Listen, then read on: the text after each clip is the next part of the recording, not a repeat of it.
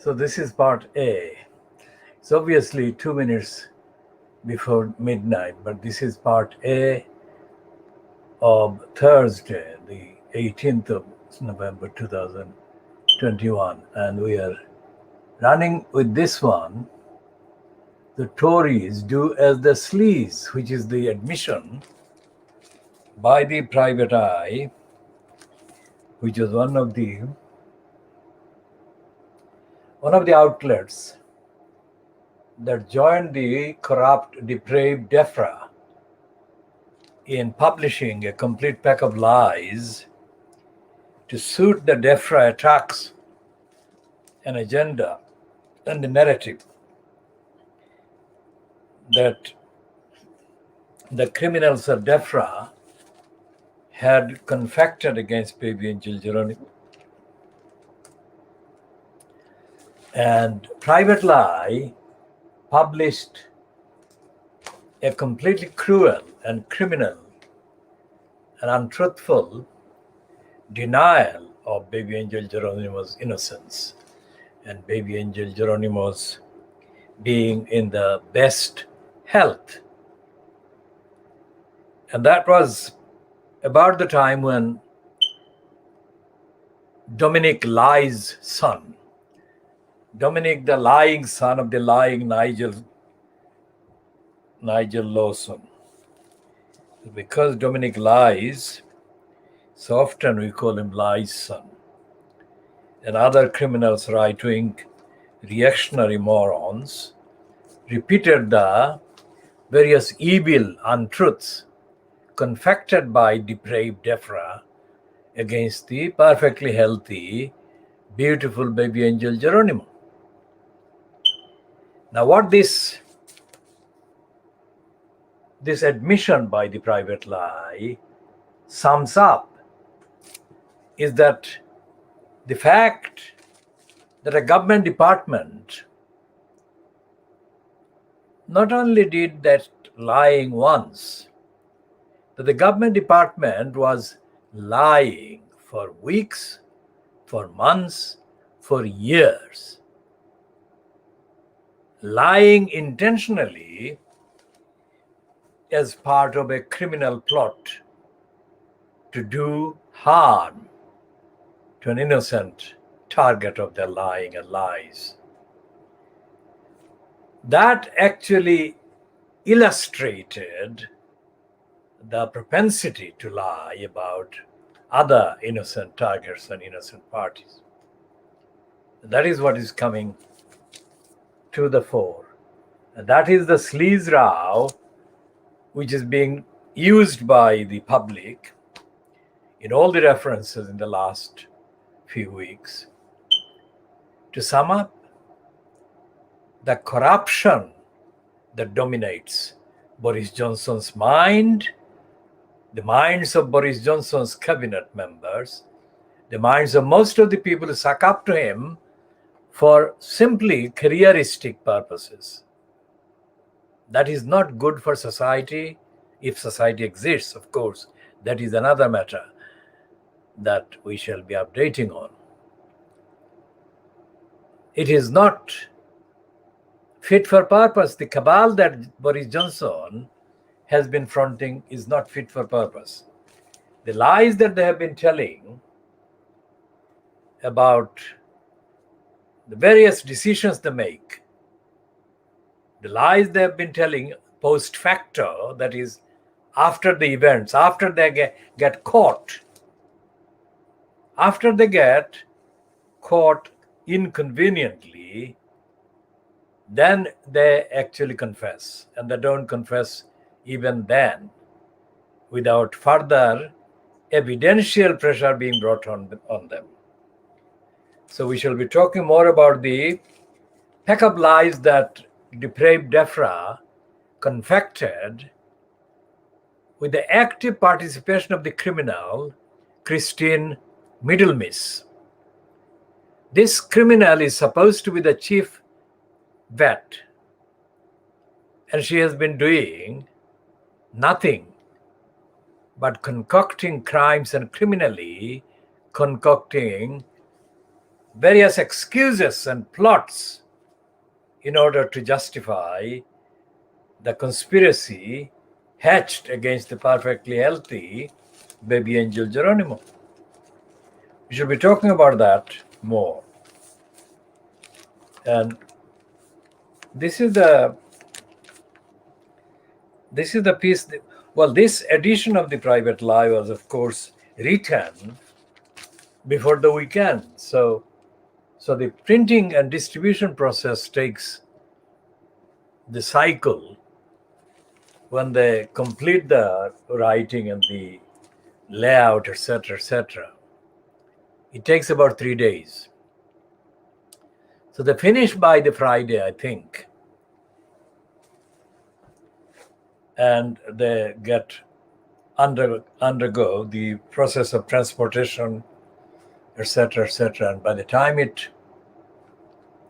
this reaches the news agents in central London during Wednesday of the fortnight, and the actual paper is dated 2 days later, the Friday, which is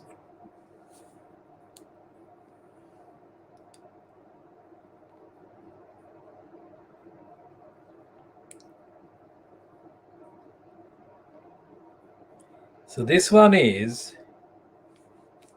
differently dated, I think. They should be Friday tomorrow, which is the 19th, but this one is appearing to be differently dated. But in any case, this edition, this cover, was available at newsagents near the Palace of Westminster yesterday. And yesterday was one of the days in the last, let's say, 4 weeks that witnessed a number of events. And those events we shall be coming to, focusing on events like the evidence that the Yorkshire County cricket player gave the day before, which is the Tuesday, to the media select committee in the House of Commons. Now, the coverage in the Fleet Street papers during Wednesday, the coverage of the statements made by Azim Rafiq, I would say it was the appearance of Azim Rafiq was a historic event. Historic in the sense that Parliament is itself racist and in denial. And the fact that the contents of the evidence that Rafiq delivered were so extensive and so irrefutable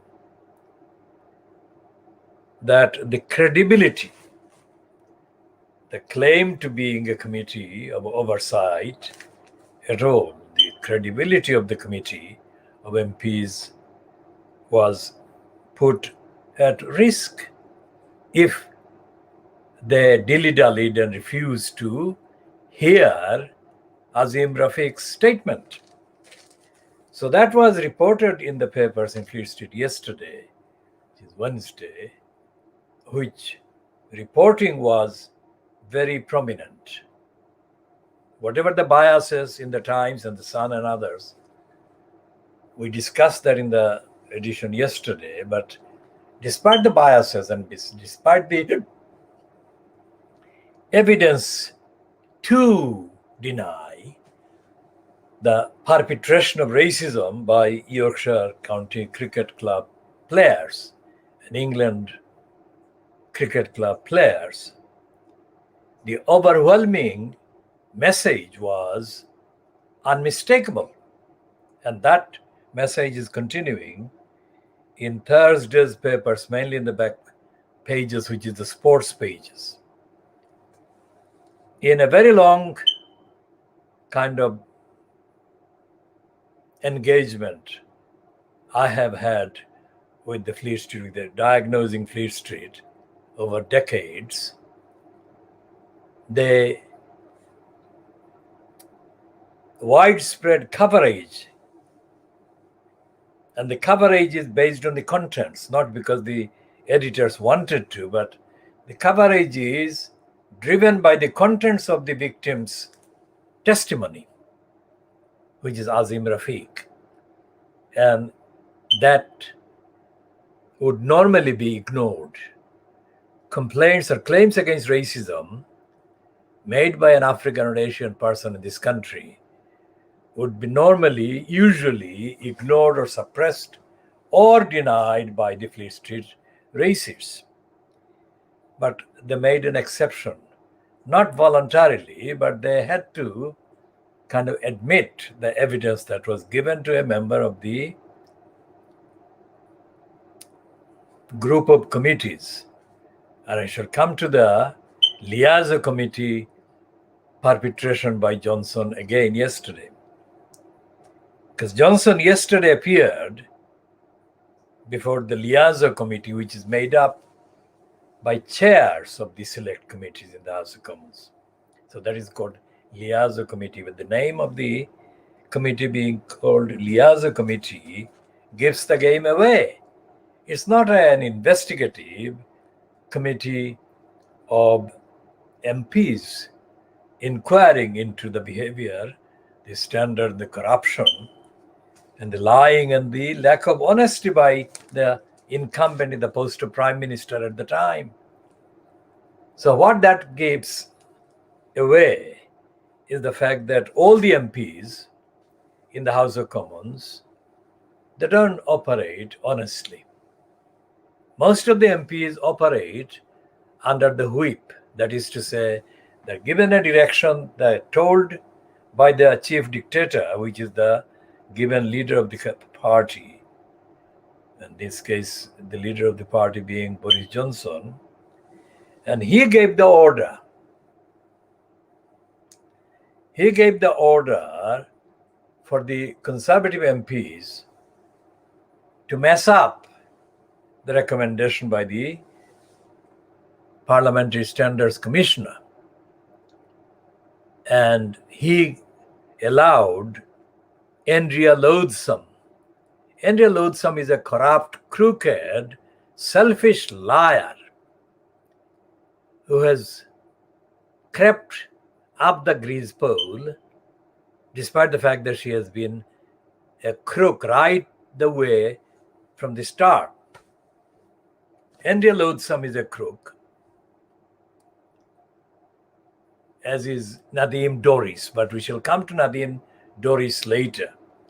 So Andrea Loathsome was the front person who contrived a kind of motion that effectively meant that if her contrivance was supported by enough MPs, which it was, then the recommendations for a suspension of 30 days for Owen Paterson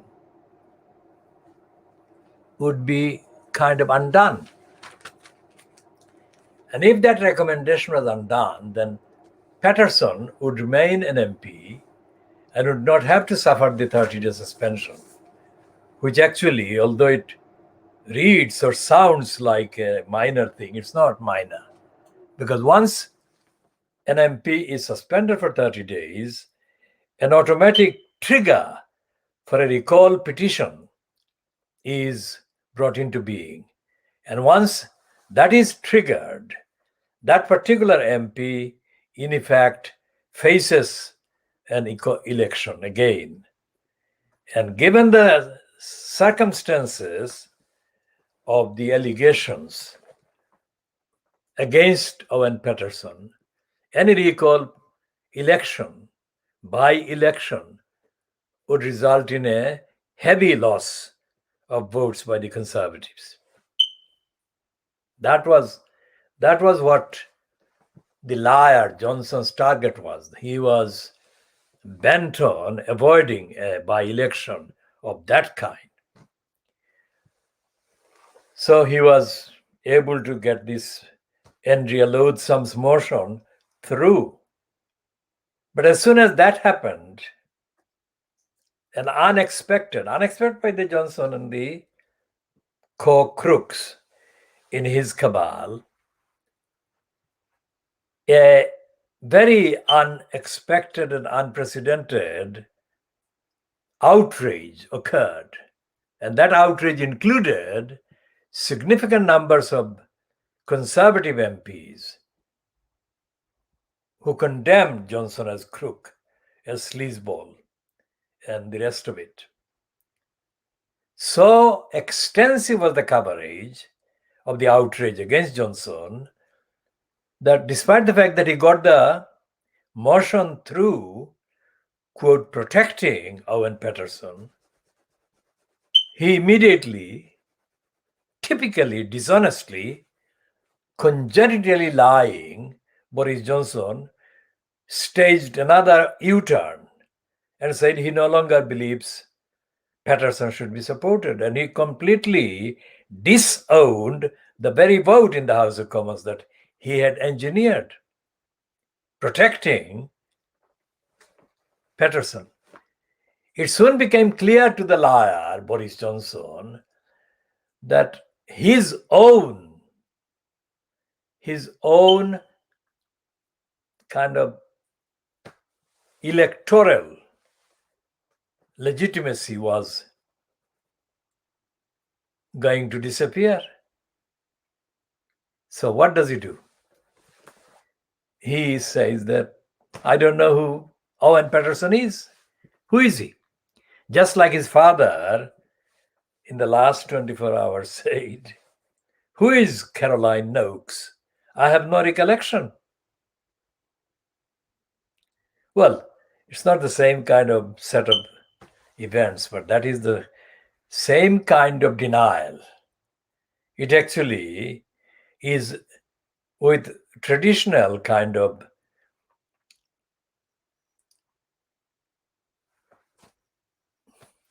embarrassment that is completely undeniable. Johnson's spokesperson in the number 10 Downing Street said yesterday that Stanley Johnson is a private individual. The fact that he had groped two women, that fact was put to the office of the incumbent Johnson Prime Minister. And instead of owning the fact that Stanley Johnson is Boris Johnson's father, which biologically he is, they resorted to the device, number 10 spokesperson or spokesman or spokeswoman, and got the device even to an embarrassingly shallow point, saying that Stanley Johnson was a private individual. Now, that was not the query. The query, of course, has not been published in the kind of detail that would make it possible for me to quote it, but the effective question or questions were to Johnson through the Downing Street machine. What did he have to say? The question wasn't about the status of Stanley Johnson as a private individual or not. The question was about the morality, lack of, the ethics, lack of, shame, lack of, on the part of the Johnsons. When he was asked the question about the depraved Defra's lies against BabyAngelGeronimo, the liar Johnson said the same thing, similar things. Said that it was a difficult decision, but he had to agree with the depraved Defra. That was lie. That was pack of lies. There was no difficulty in admitting the truth, which is that the BabyAngelGeronimo is the perfectly healthy BabyAngelGeronimo, and he has no need. The baby angel Geronimo never needed any suspicion to be attached to his state of health because he was healthy from the start and he has been healthy since he arrived in this country. So there is, and also the baby angel Geronimo has been kept at safe distance so that there is a guarantee that he would not come into contact with any other creature that might be theoretically described as being in contact with him. Baby angel Geronimo has not been in contact with any animal. All of this transparent, all of this open. And yet the liar, Boris Johnson, looking straight at the baby angel Geronimo, denies seeing the baby angel Geronimo. The baby angel Geronimo is dancing around, running around in the space that he has been allocated by his mom. And Johnson looking at that and his cabal of depraved liars looking at all the evidence of baby angel Geronimo running around and enjoying his healthy life, says that he doesn't see that. Instead, he says that he doesn't see any of that. And he says he sees only the evil image that has been portrayed before him, and he goes for the evil image. So that's like seeing all the evidence that he has seen about Owen Patterson, all the evidence he has seen about David Cameron, all the evidence that he has seen about everything else that he is making a so-called authoritative point or giving the orders for any decision or series of decisions to be made. And what he sees, he denies. What he is faced with as direct evidence, objective evidence, universal evidence, his first propensity as the congenital liar is to deny the truth he sees. That's why we call it evil land, an evil regime. When he was told about the many instances of lies that he had perpetrated over the career, including the lies that he has undeniably perpetrated about the various political so-called decisions, political in the sense that it's not about an individual like the baby angel Geronimo. Let's make the distinction clear. Political meaning a set of principles, set of policies. The fact that the policies are wrong, that are based on evil, malice, is of course involved, but generally, when they are being kind of referred to collectively, they are not referring to an individual like baby angel Geronimo. Let's just put that. We'll come back to baby angel Geronimo in a few minutes. So what happened when Johnson was told, repeatedly told, many things about Ireland, the agreements between the UK and the European Union about the various treatments that the people of Ireland would be kind of facing as a result of the Brexit. And he was told that many of his approaches about Northern Ireland would imperil, that is, put at risk, the Good Friday Agreement. All of these have been detailed. And the liar either lied or failed to answer questions about Northern Ireland, stunningly illustrated by David Miliband, Edward Miliband, Ed Miliband, during one very short session in the House of Commons. And you can see the visual kind of body language of Ed Miliband in an intellectually, morally, ethically, intellectual, superior position compared to Boris Johnson, who was physically down.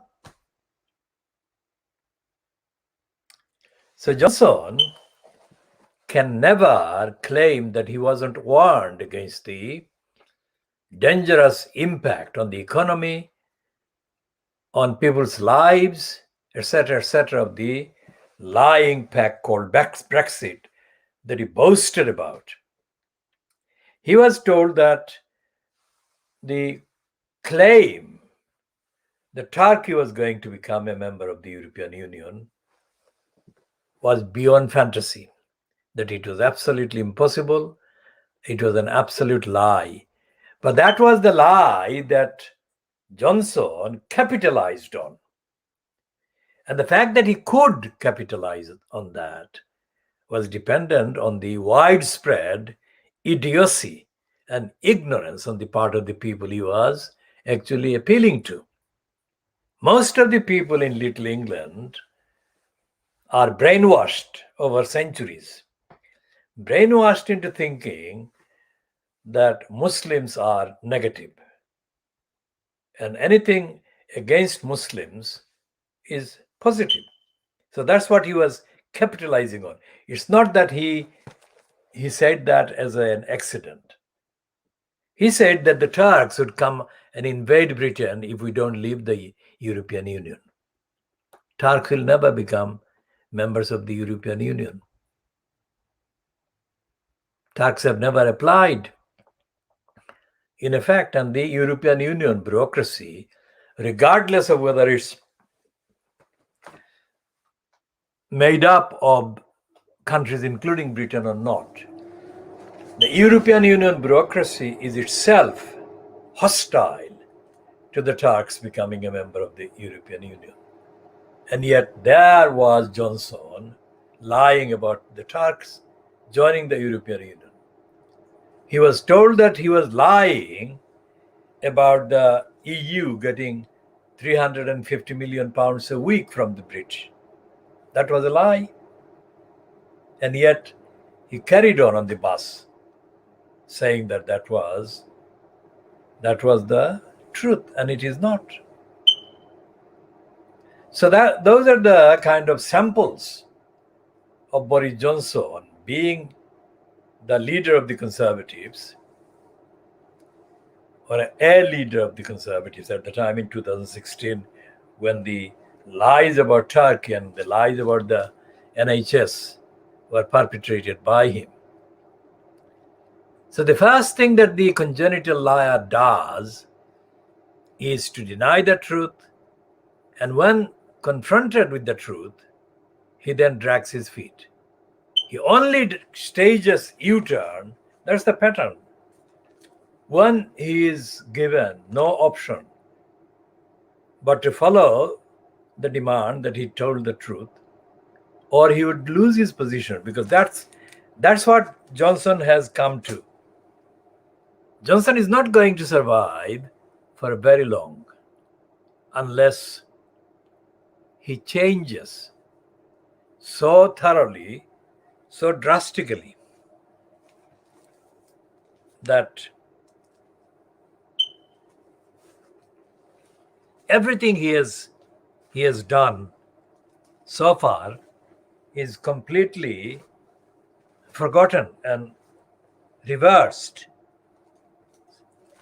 So I'm looking for the front page of the European, the New European. This is the New European, which comes out on Thursdays. It's a weekly outlet, and it's an outlet that actually campaigns for the return of the UK to the European Union. And the two items on the front page of today's edition. The first one is by Ken Clark, which says Britain is now close to an unelected dictatorship. And one by James Ball is that Boris Johnson reveals himself at the Garrick. Now, we shall do the details on each later. But the first thing about the unelected dictatorship is a reference to Boris Johnson kind of having the propensity to override any democracy or democratic decision that shows him up, and he cannot sustain a democratic position. He cannot survive a democratic position. So that's what has been going on. So this heading by Ken Clark, or the heading given to the piece by Ken Clark by the New European is wrong. And that shows the timidity and the stupidity of the New European itself. So we shall be, this one is £3.50 and it has got 48 pages. So you can compare the actual value that you are getting from this program. So this is the piece, 2-page piece on the headline with the Ken Clark. And there is this quotation.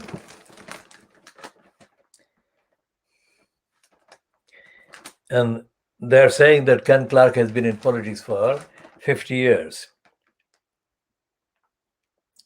And this quotation reads, traditional Tories are quite upset by the style of the government.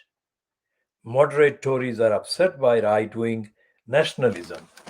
This is putting the truth in a very shallow way. And the James Ball's piece on page 9 is headed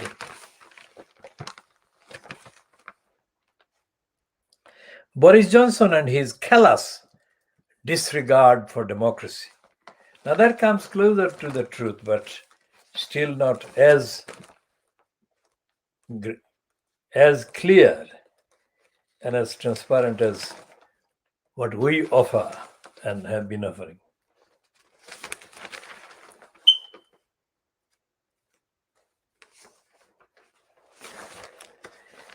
And there are many other pieces. And what is it saying about the Garrick Club? Let's see what the Garrick Club is saying.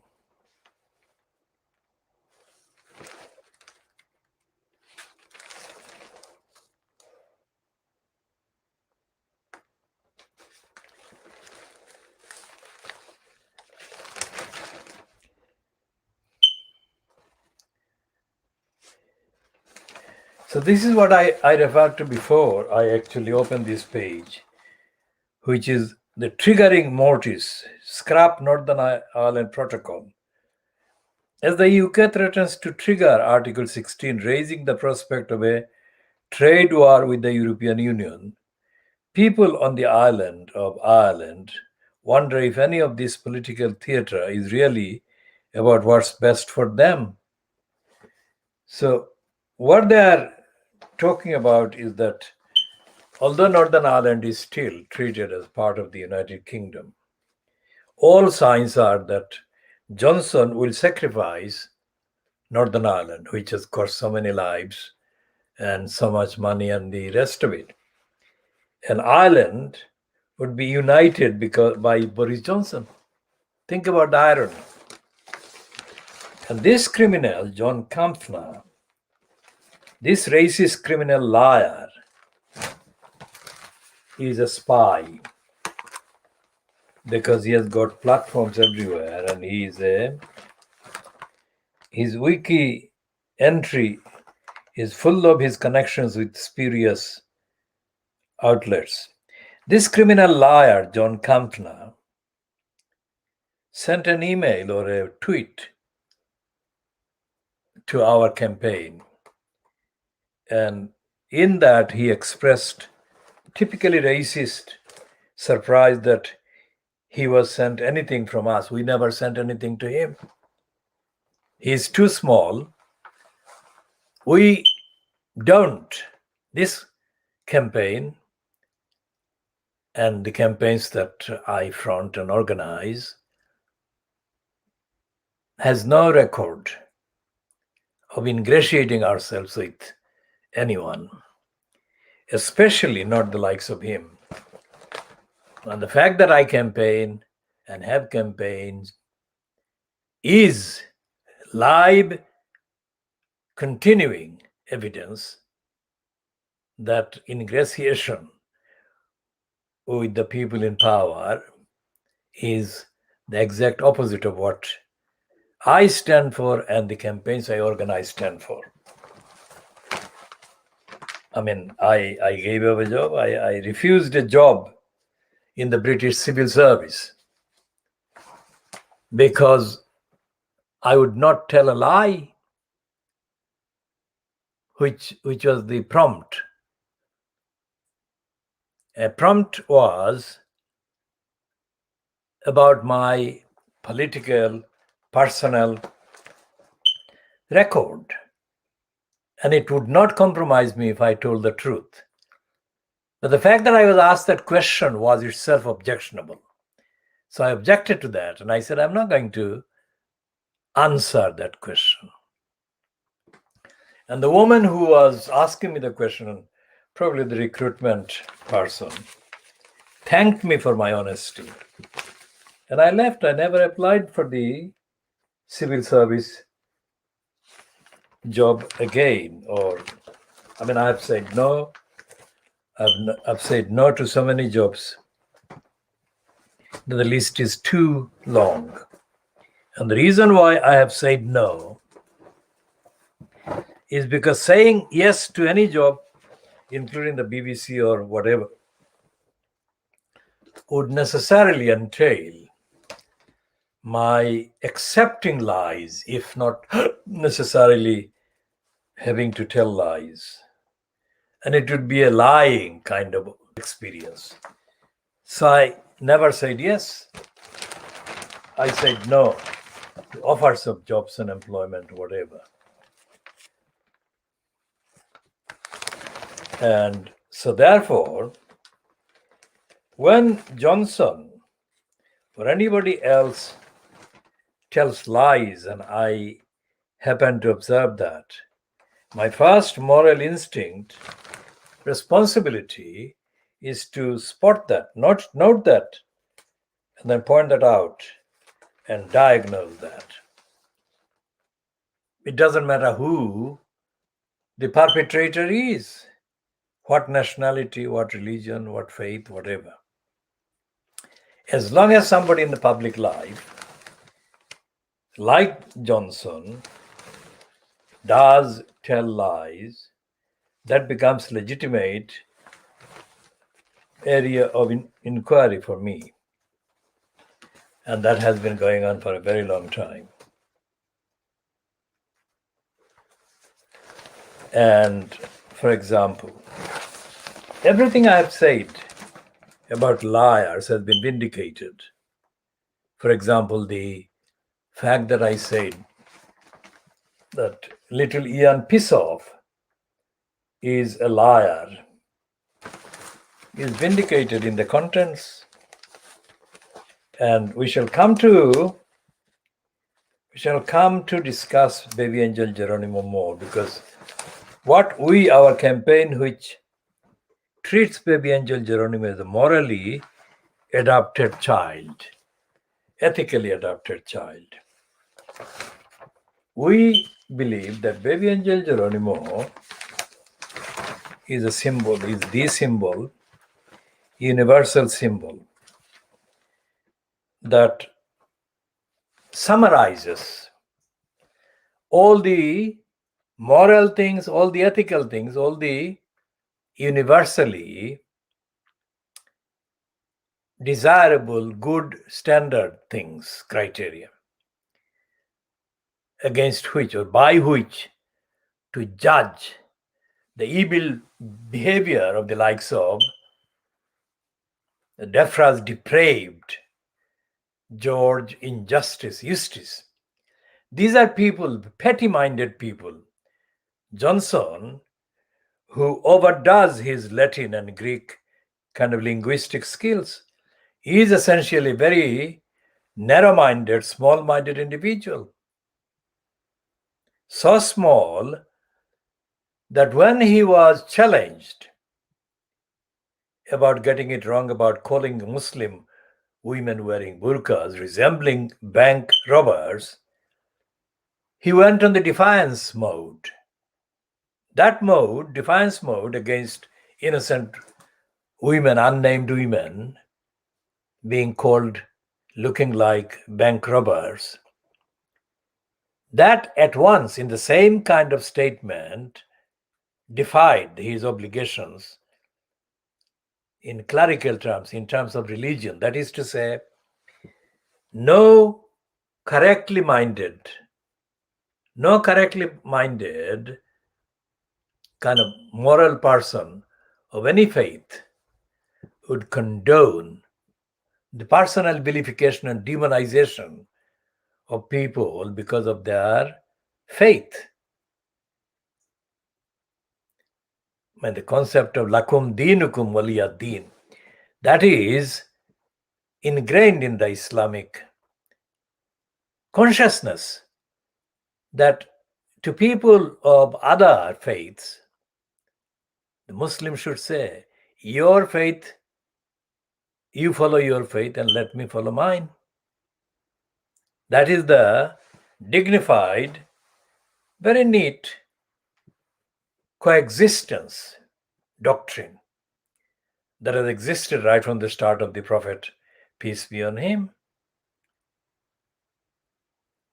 So Boris Johnson is actually ignorant. He has not heard of this. And if he has heard of this, then he has decided to deny knowledge of it and to defy his duties.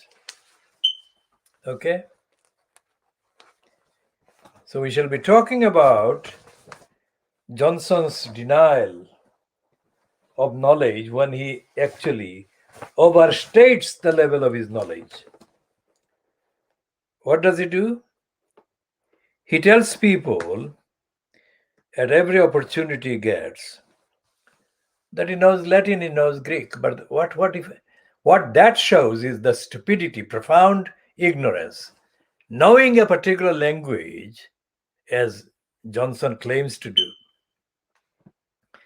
does not equate him being moral, being knowledgeable, being truthful. That's a point that I have made before, but I'm making it again. Because in the last 48 hours, pictures have emerged of Johnson writing some Latin or Greek script in front of a group of people. Why would you do that? Because there is enough transliteration and translation and interpretation facilities around that you don't need to do the original Greek or original Latin or whatever in order to get across a particular set of knowledge and principles.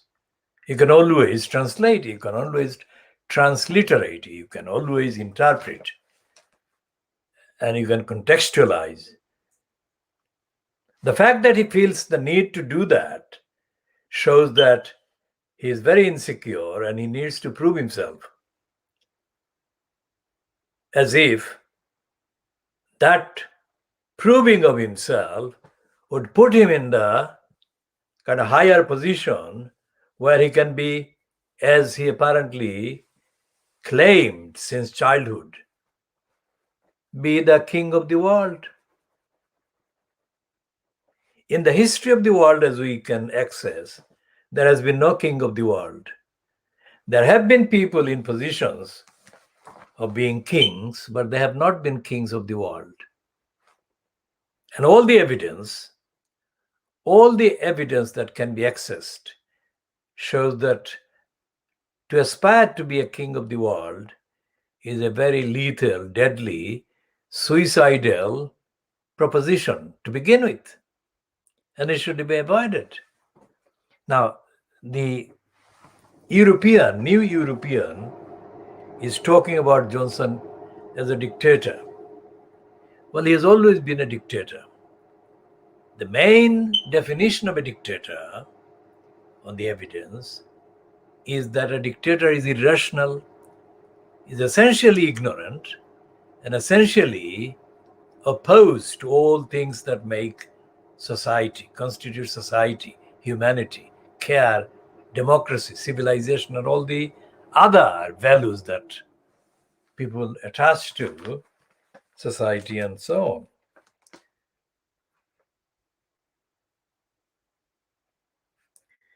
And here is the Financial Times, which we call Financial Crimes.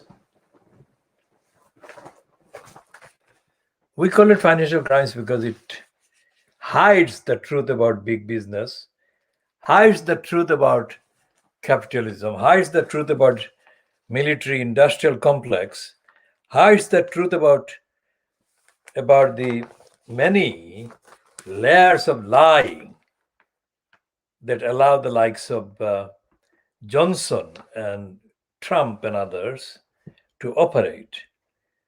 Despite the fact that it says that the Financial Times is the Bible of capitalism, it doesn't really contain anything remotely ethical in the contents of the coverage.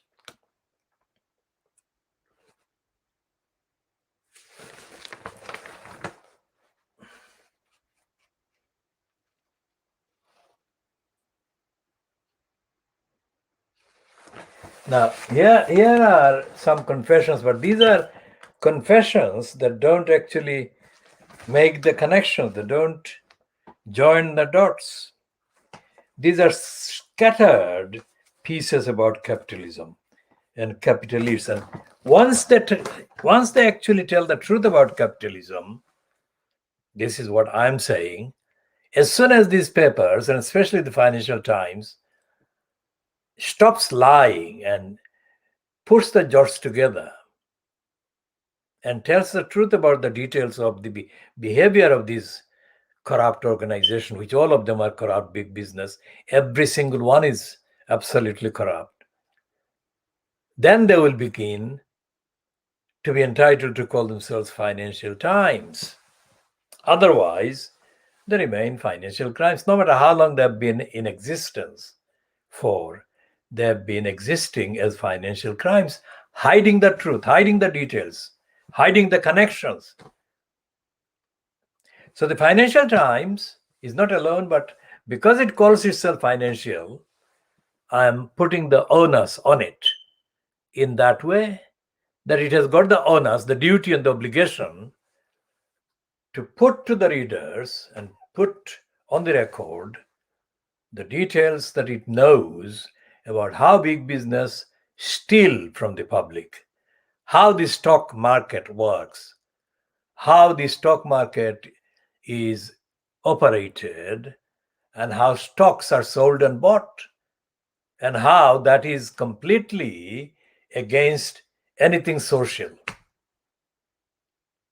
anything societal. All the items in the Financial Crimes, for example, are full of grandstanding, big platformed displays. For example, here it has got a piece about Gupta being given 586 million guarantee by Edinburgh. Let's read a bit of this to get the point of what I've been saying in the last 3 minutes. It says, the Scottish government has been forced to disclose that the value of the taxpayer guarantee it provided to metals magnate Sanjeev Gupta's business was 586 million pounds.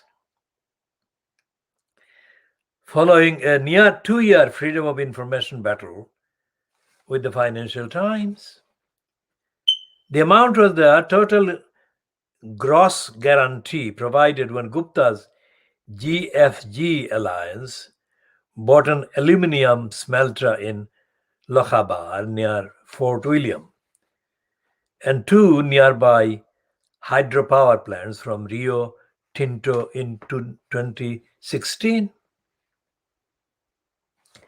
And Gupta had said to the Scottish government that the investment, that is the money that he was stealing from the public, could create 2,000 new jobs. Could create 2,000 new jobs. But in fact, only 50 people were hired, and that didn't last, which is why Gupta is in the quote news. Now, Gupta is an Indian born of Punjabi descent, but he has been mainly brought up in this country and has had extensive involvement as a crook with the widely crooked British companies and big business and financial operations. Now, Gupta is like Greensill from Australia. These two are connected, but even when they are not connected, like this operation involving the Scottish government, they behave identically. They make big promises about big numbers of people being given jobs. For example, in this case, that's not the only thing that they do, but that is evident in this particular disclosure. And they don't materialize. So if you look at the kind of robbery committed against the state by the likes of Richard Branson, or in the case of Amazon, Amazon, far from the image that Amazon has, the money it has acquired, let's say, Jeff Bezos, is not the money that he has earned or Amazon has earned.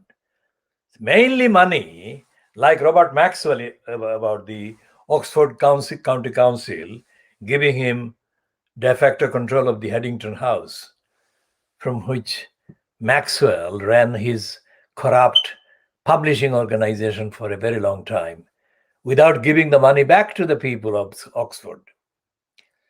So Jeff Bezos has been a thief, stealing from the American public, and as has Richard Branson, who has been stealing under various excuses and pretexts. And so is Gupta.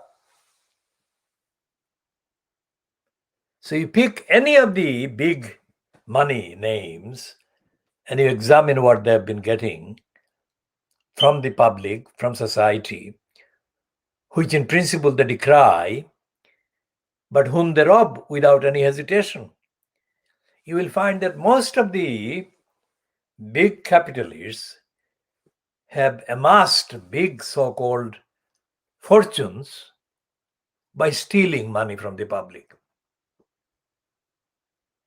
And this applies to Gupta as it applies to Jacob Rees-Mogg, as it applies to all the friends of Boris Johnson who are listed in this special investigation in the latest edition of Private Eye.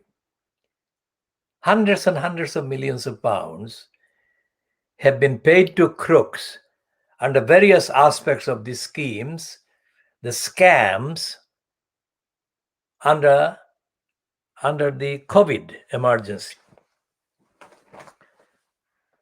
Think about that.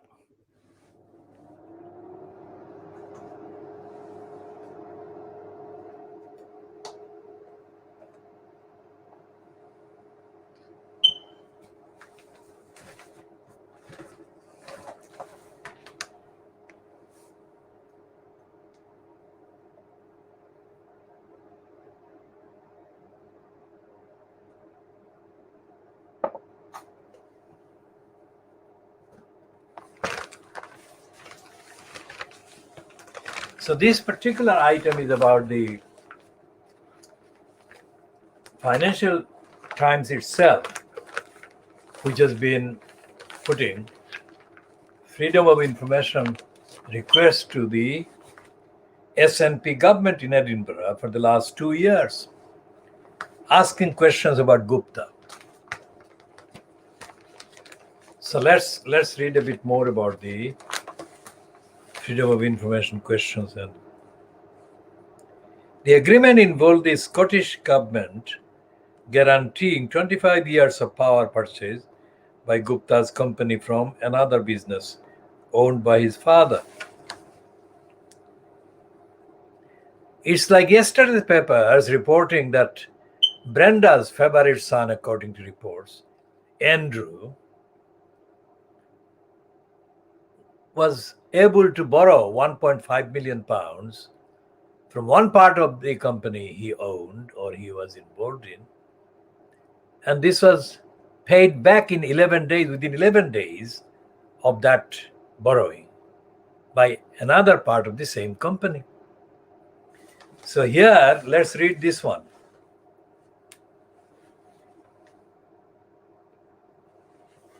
The agreement involved the Scottish government guaranteeing 25 years. Think about the length of time. 25 years, most people involved would not be around.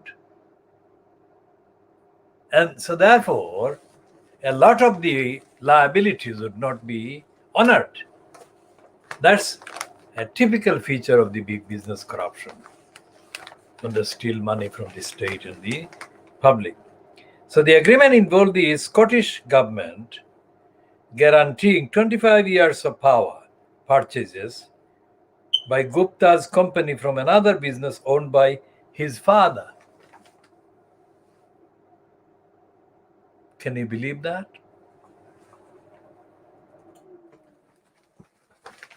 How many local people in Scotland have been kind of unable to set up their businesses because of lack of funding, investment? Compare that with the robbery that Nicola Sturgeon was complicit in. The now collapsed finance company, Greensill Capital, remember I mentioned that, was then able to transform this contract into 295 million of debt, which carried the same credit rating as the UK sovereign bonds, funding Gupta's acquisition of the last remaining aluminium smelter in Britain. It's open robbery. Gupta once hailed the savior of steel. Which criminal moron came up with that phrase? It is completely without basis. And yet he was hailed savior of steel. How could they? Because of his promises of resurrecting moribund metals plants. So if you look at the contents of the piece in the Financial Crimes, this particular piece is itself based on the 2-year battle that they are claiming they had with Nicola Sturgeon to get this information. So if you look at the information, the 2 years battle they fought to get the information, the facts, and you find the evidence is completely shallow. They're not critical, not remotely critical of the corrupt robbery system that allowed Sanjeev Gupta to loot and rob and allowed the Australian criminal Greensill to join in the robbery. Think about that. It's hundreds of millions of pounds, billions of pounds of public money that a very small number of criminals operating in or through or via or in the periphery of what is nationally called the City of London.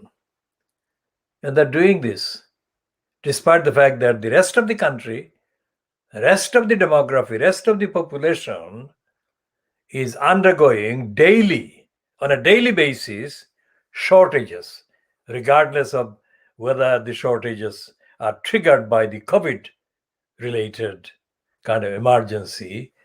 There have always been shortages, debts, and low income for the many. Millions of the people in the country suffer low income throughout the year, and no incentive is given to them, and no support is given to them with any money, the like of which they can only dream about. Whereas the crooks like Gupta are given hundreds of millions of pounds, and there is no accountability. The most that you can get from the coverage by the likes of the financial crimes is cover up. It doesn't. And I'm not saying because I have read the whole piece yet, but I have read more than that piece over a very long time. I read that kind of thing every day. And I read the court papers, I read the legal papers, I read the textbooks, I read all the other so-called scholarly reports, the inquiry reports, findings, and so on. And based on all the reading and studying and examining and checking, I can say on the evidence, not because I am the one who is saying it, but on the evidence, anyone can check, cross-check, fact-check. And I'm saying, based on all of those activities, that the newspapers do not tell the truth, despite the fact that they are referring to aspects of the truth, but they don't tell the truth. For example, the whole of the last, let's say, 3 weeks, three concentrated weeks of Boris Johnson lying to deny the sleaze by Owen Paterson. Although there are headlines, superficial headlines, about MPs revolting, MPs criticizing, the public criticizing, and all the rest of it. Fleet Street has intentionally misinterpreted every aspect of the episode as being somebody else's fault, not Boris Johnson's. Whereas it's Boris Johnson who has been the main criminal in shielding himself and shielding Paterson and other crooks. This is why the newspapers are lying. Newspapers must be stopped from lying. So what this program does, world exclusive diagnosis of Fleet Street, is exactly pointing out the lies and telling what the lies are doing to the rest of society, and concluding that these lies must be stopped.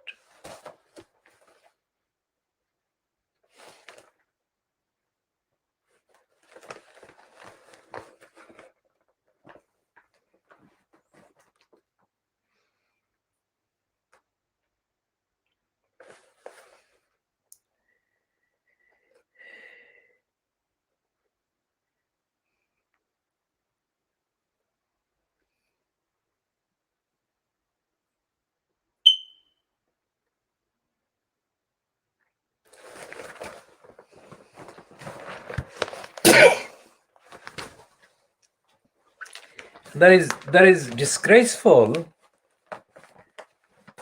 evidence of disgraceful stupidity on the part of Nicola Sturgeon. Sturgeon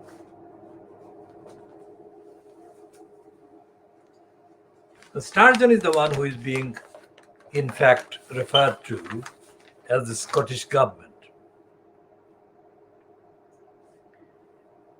Because nobody would make a decision to fund or give guarantees to Gupta without Sturgeon's say so.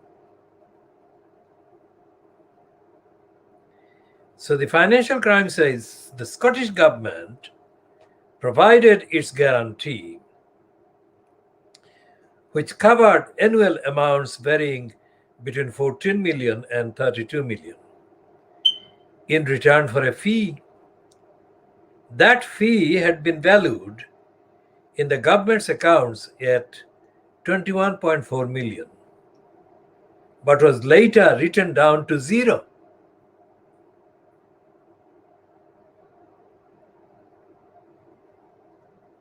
Can you believe that? Millions of pounds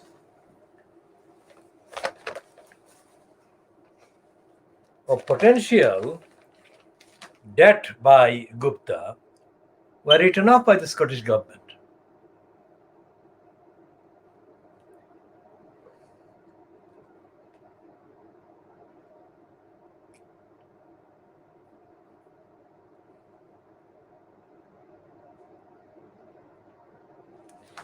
Gupta said the investment could create 2,000 new jobs, but the Scottish government disclosed that fewer than 50 extra people had been hired. GFP said the Lochaber aluminium smelter is a profitable operation, and GFG Alliance commitment to invest in a new recycling and aluminium billet plant there will secure the future of the operations, create new high quality employment in the area, and provide opportunities for the local supply chain. That's it. There is no comment. There is no critical comment by the financial crimes morons saying there is all bullshit. That statement is a bullshit.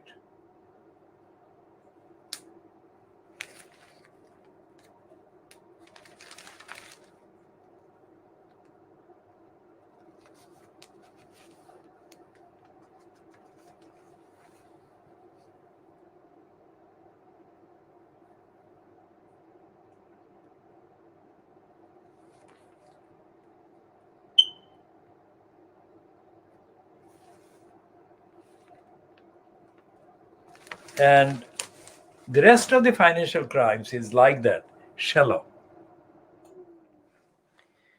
Its cover price is nearly £3, £2.90,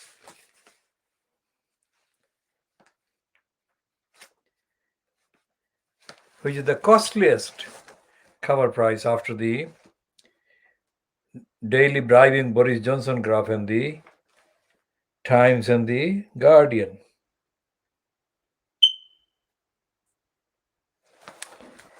So what we are doing every edition of the World Exclusive Diagnosis of Fleet Street is saying what they are containing and saying what they are not containing. They're not telling the truth, and they're leaving out the majority of the people in not just in this country, the majority of the people working in factories and companies and operations everywhere in the world that they refer to. There's the Financial Times we are talking about. Other papers don't even recognize the existence of the world.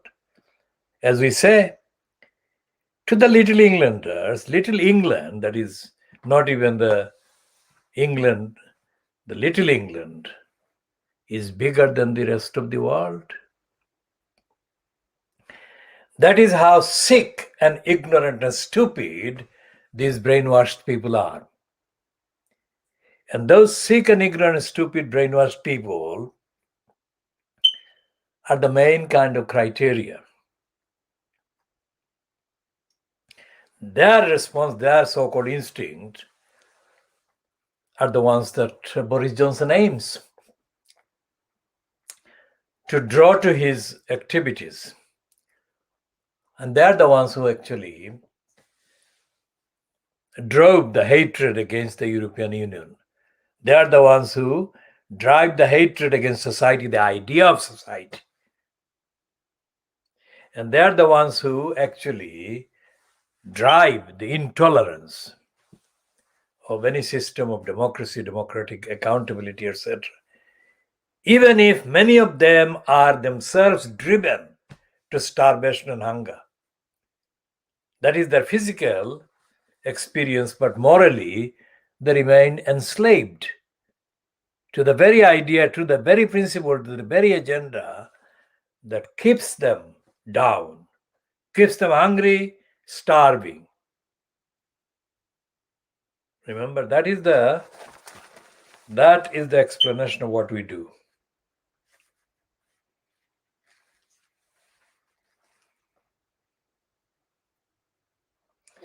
Now, yesterday, when Boris Johnson kind of staged his stunt as the PMQs, the conservative benches, that is conservative MPs, stayed away. They didn't attend the charade. It's not something that had happened before.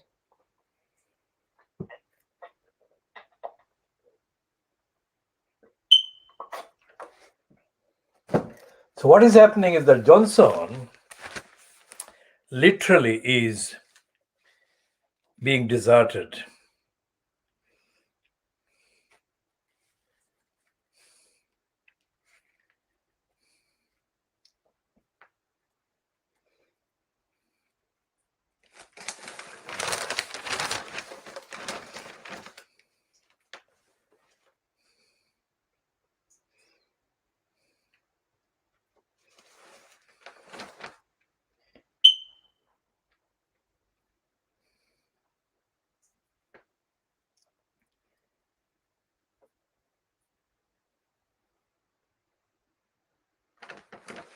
And this piece in the I newspaper, page 3, by Richard Vaughan, who describes himself as the chief political correspondent.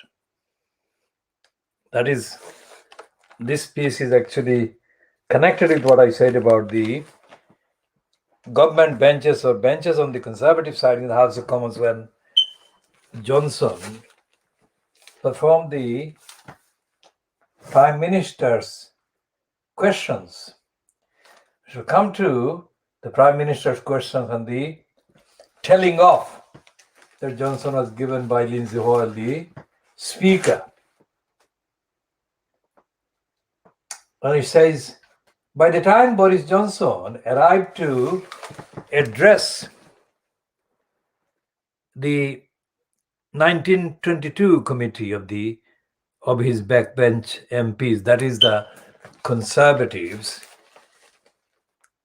who are not members of the government and are not frontbenchers. They are the ordinary members of the Conservative Party. They are called the 1922 committee. That is the nearest form of Conservative MPs in the parliament. So by the time he arrived, his voice was rasping croak. So his voice was a rasping croak. After an unusually fiery Prime Minister's questions, Johnson had a 2-hour grilling at the Liaison Committee. So there are 3 there. One is the Tory backbenchers 1922 committee he addressed. Then the Prime Minister's questions he addressed. And then he had to appear before the Liaison Committee. Remember, at the beginning of this edition, I have talked about the Liaison Committee. So, reading that paragraph again, the second paragraph. After an unusually fiery Prime Minister's questions, Johnson had a 2-hour grilling at the Liaison Committee before he attempted to rally his troops within the bowels of the Commons. But if he hoped to receive some sympathy from his colleagues, he was mistaken. Politics is an unforgiving business, and already the Conservatives are taking aim at the leader after a series of what they believe are unforced errors. Having sparked the Owen Patterson sleaze scandal himself, remember? As I said, the papers are blaming others as if Johnson had not even lived on this planet, had arrived from some outer space. But this is the one where this Richard Vaughan is admitting that the sleaze scandal himself, he has created the sleaze scandal himself, that is Johnson.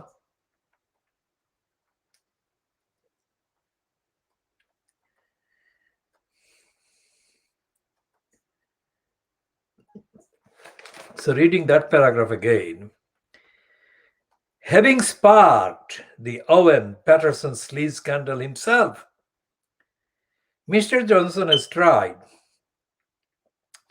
and so far failed to bring his members of parliament back on board. As one conservative told me, everyone is knackered and there is a real feeling of discontent within the party at the moment. In particular, there are deep misgivings among the new 2019 intake, particularly those in the former Red Wall constituencies who are sitting on tiny majorities. The same MP said, none of these MPs has been in this situation before. In the middle of a parliament, when they are expected to defend unpopular government decisions, and they're refusing to do so. Now that's true. They may be even less likely to do so in the coming days, which is what I said. He's sinking, Boris Johnson. The Prime Minister today breaks his pledge on a new rail line across the north of England and on the eastern leg of HS2, in a move that is sure to stoke even more unrest among his northern backbenchers. Now, we shall talk about the HS2 later, because this is not about the HS2. This is just a kind of passing reference to HS2 in this comment by Richard Vaughan. So we shall talk about HS2 in another part of this program. Further plans to dial back support for the poorest pensioners in the social care reforms is likely to spark outcry. It was telling that Jake Berry, once Mr. Johnson's biggest cheerleader in the Commons, chose to openly question whether Mr. Johnson would break his promise to northern voters during the Prime Minister's questions yesterday. Another warning sign for Johnson are the whispers that the likes of Foreign Secretary Liz Truss, someone regularly tipped as a future leader, is hosting drinks in a bid to build a support base. So what they're saying there is that Liz Truss is trying to succeed Boris Johnson as the leader of the Conservatives. Downing Street will hope that such talk is nothing more than tittle-tattle, coming at a time when MPs are restless, with little to do in a party with an 80-seat majority. But members of parliament are already questioning if this is the start of the decline and fall of Boris Johnson. Now, that phrase, that question about the decline and fall of Boris Johnson is not just mentioned in the Richard Vaughan piece in the I newspaper, but it is almost everywhere. Why? Because the decline and fall of Boris Johnson is happening right in front of us. Because all the lies all the lies that Johnson has perpetrated have got together, if you like, as soldiers, and they're marching at Boris Johnson direction. And what these lies combined are demanding of Johnson is that he must deliver. That is to say, he must deliver every single promise he made, which was a lie. He must deliver evidence in support of every single lie that he perpetrated. And he must apologize. He must remove the stigma of lying, racist, hate spewing behavior.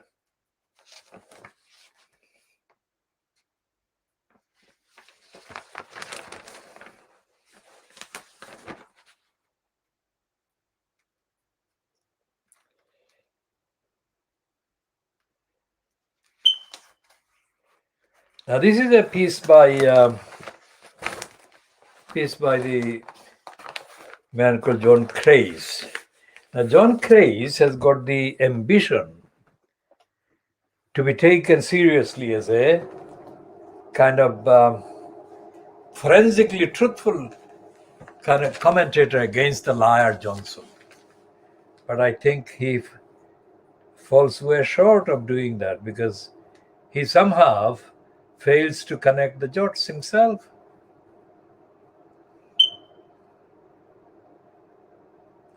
So, but he is referring to Lindsay Hoyle, the speaker yesterday. Lindsay Hoyle condemned Boris Johnson, and I'll come to that in this piece.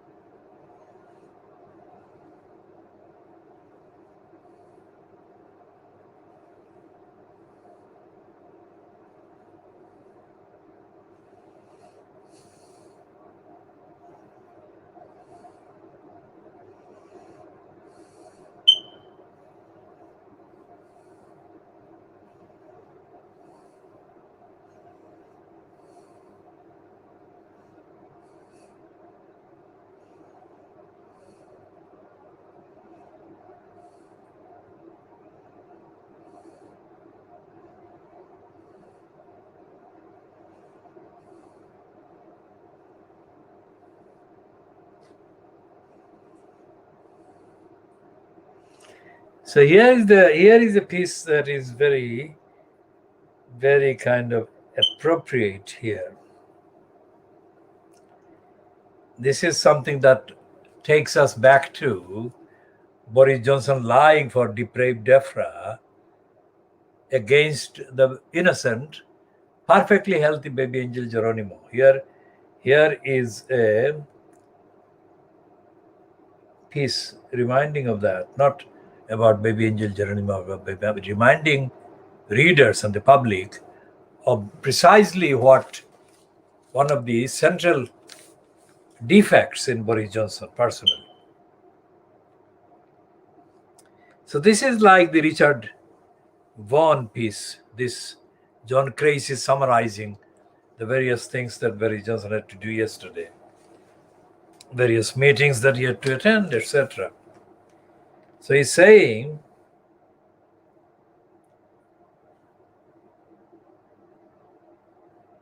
things went from bad to worse, with Johnson eventually getting called out by the speaker for getting generally unpleasant and obstructive. Starmer normally plays it safe and passionless, but this time he went for the jugular. Johnson was a coward, not a leader. Someone who who had been investigated by every organization to which he had been elected, and most places that he's worked for that matter. Johnson cannot say sorry. Johnson believes that rules don't apply to him, and Johnson rows back on every promise. The joke isn't funny anymore, Crace quotes Starmer. Things didn't get any better for Johnson when he appeared before the Liaison Committee, the super group of select MPs. The super group of select committee chairs later. Even the mild-mannered William Ragg, who is one of the more docile Tories,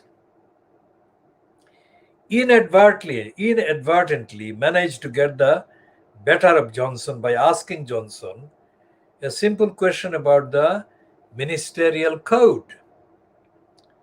Labour's Chris Bryant quietly and methodically took advantage of the Prime Minister's discomfort to expose what everyone had long suspected.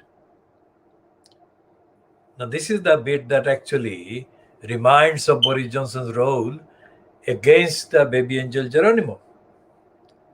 That Boris Johnson hadn't bothered to read the Owen Patterson report before whipping his MPs to ignore that report. Just too much hassle, says John Crace. Yvette Cooper, next up, was having none of the Johnson usual prevarications. She said, did he think Patterson had broken the rules or not? Johnson looked horrified at being asked to tell the truth. But Johnson ran out of road and had no option. If Johnson thought his troubles were over once the questions moved away from sleaze, he was badly mistaken. Everyone went for him, particularly his own MPs. The Prime Minister's life was also falling apart in the Commons, where an embarrassed Gillian Keegan was forced to explain how the government had managed to lose, presumably in the incinerator, the records of the phone calls between Patterson, Randox, which paid him more than £100,000 a year, and the Health Minister, Lord Bethel. It felt like a moment of no return. The government was in meltdown. Rules on second jobs were going to be kicked into the long grass. A minister had just guessed 3 separate figures of 10, 15, and 20 hours that MPs could freelance each week. Chaos. Johnson had never given much of a shit about his own MPs, but they had cared about him. Now, though, the last of his stardust had been brushed away. So this is the problem with John Crace. Because Crace, working for the liar, Sarah Vanity, is of course keeping his job. Because Sarah Vanity is an editor in Fleet Street that sucks up to Johnson. And instead of calling him Johnson by name, she is actually colluding with him.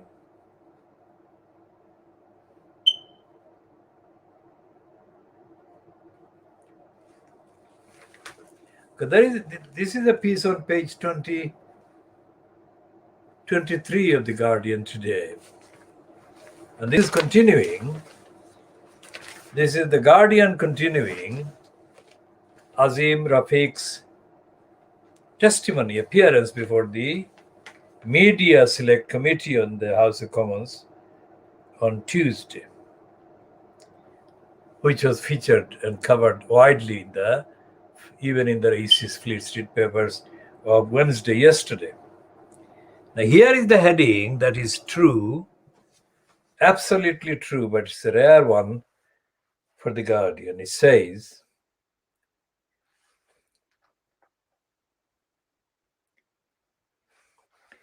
Rafiq, this Azim Rafiq, calling out racism is more powerful than Ashes and the World Cups. Absolutely brilliant summary. So that is true, and that must be based on the contents of the piece underneath.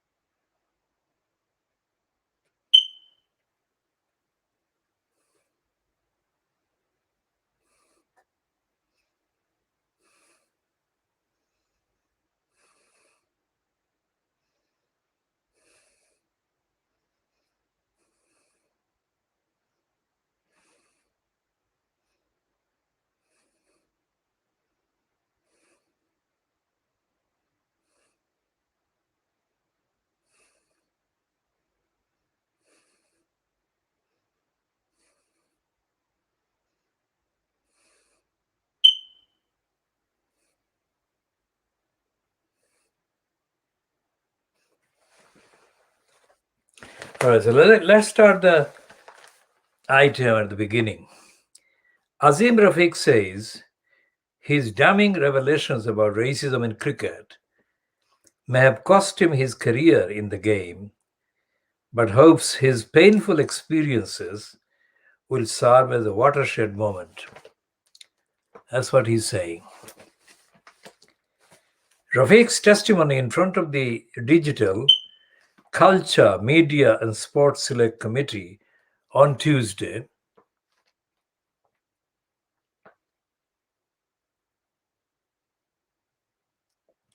shone an uncomfortable light on institutions and individuals within the game. And the former Yorkshire all-rounder told the BBC yesterday, that is the day after he appeared before the committee, it's really important the game and wider society listens to my experiences, and we don't let this moment go, and we try to use this as a watershed moment for the future. I have no doubt that racism cost me my career, but I believe in Allah and that everything happens for a reason. What I have been able to do, and hopefully what we will all be able to do moving forward, will be more powerful than any runs and wickets or Ashes and World Cups. Rafiq also revealed he had received death threats since claiming that institutional racism at Yorkshire left him close to taking his own life. We have had threats throughout, different types, but it comes with the territory, he said. You've got a lot of people in denial, and it's sad, but hopefully we can get through it. He says hundreds and thousands of cricketers could follow his lead by sharing experiences of racism in the game, and warned that Yorkshire cannot move forward until head coach Andrew Gale and director of cricket Martin Moxon have left the club. He told Sky Sports News, I think you are going to get it into the hundreds and thousands possibly. I do feel it's going to be a little bit of a floodgates, and a lot of victims of abuse are going to come forward. Rafiq, whose testimony outlined how he fought depression and thoughts of suicide, said he felt elements of closure after his appearance. He now wants more departures at Yorkshire, following that of its former chair Roger Hutton, whose showing at the DCM's committee was described by Rafiq as very weak, and Chief Executive Mark Arthur. Rafiq specifically believes Gail, who is currently suspended pending investigation over a historic tweet, and Moxon, who is signed off work with a stress-related illness, are in untenable positions. Both features heavily in his allegations, with Gail accused of constant racial abuse and Moxon of systematic bullying, including on Rafiq's first day back after the stillbirth of his son. Neither man took up the chance to give their own evidence in Westminster, with Rafiq concluding they had an opportunity yesterday to come down here under parliamentary privilege to get their side of the story across, and they didn't. Now let's put all of that in context. First of all, although Rafiq is saying that this is a watershed moment and all the rest of it, which is, in his experience, that is true. But racism, no matter how personally depressing and oppressive and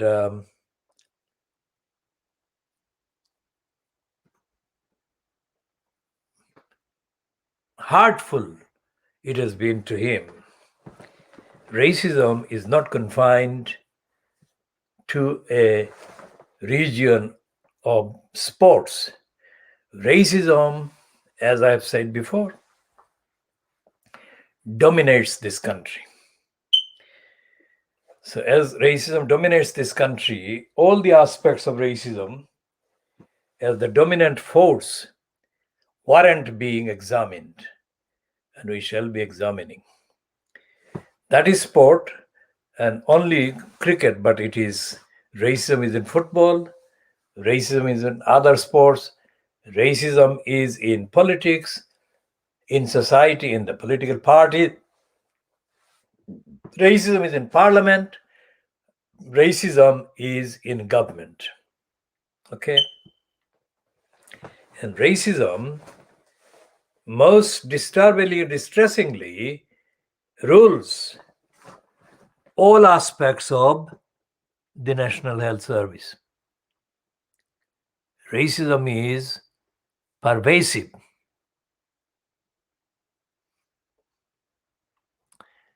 Racism is pervasive, and racism is going to be tackled and recognized and admitted and dealt with and removed. Racism is in the media. As I said yesterday, when I arrived for the particular annual delegates meeting of the National Union of Journalists, a member of the NUJ that I had known, called Francis Beckett, who is related to the fascist. His father was a fascist, which he didn't admit until after his father must have died. And he didn't admit when he spoke to me, putting his eyes expression like this, "What are you doing here?" Francis Beckett is a racist liar. But that's not anything like the truth. Francis Beckett is a racist liar, as is every single member of the NUJ. As is every single member of the NUJ who is not African or Asian. But even some, typified by the terrible P-lips, are racist because terrible Phillips is a mental slave racist, attacking African and Asian people generally, but Asian people generally, more particularly Muslims.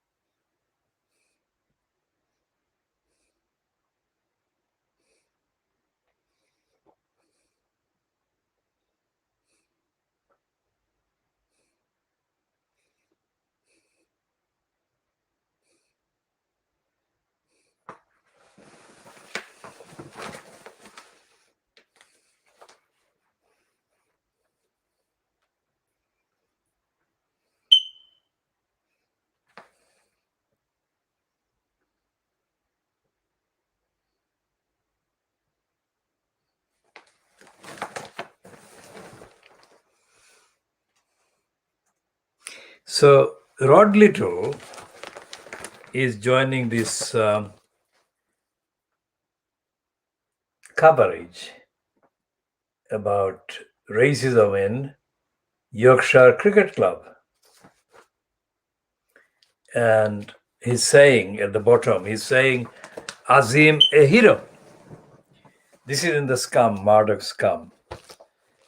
So literally saying, Azim is the hero of the week. That is Liddell calling Azim a hero. Now he's saying that Azim's moving testimony about the racist abuse he suffered while playing for the club was pretty shocking. It was the kind of racism I thought had died out in about 1980. That is Rod Liddell saying that. Shows how wrong you can be. Azim's experiences were only a decade or so ago. The alleged racists were at Yorkshire County Cricket Club. I'm from Yorkshire and I speak my mind, ba gum. Well, indeed, but how about engaging your brain before you open your fat gob, says Liddell, allegedly at racists in Yorkshire.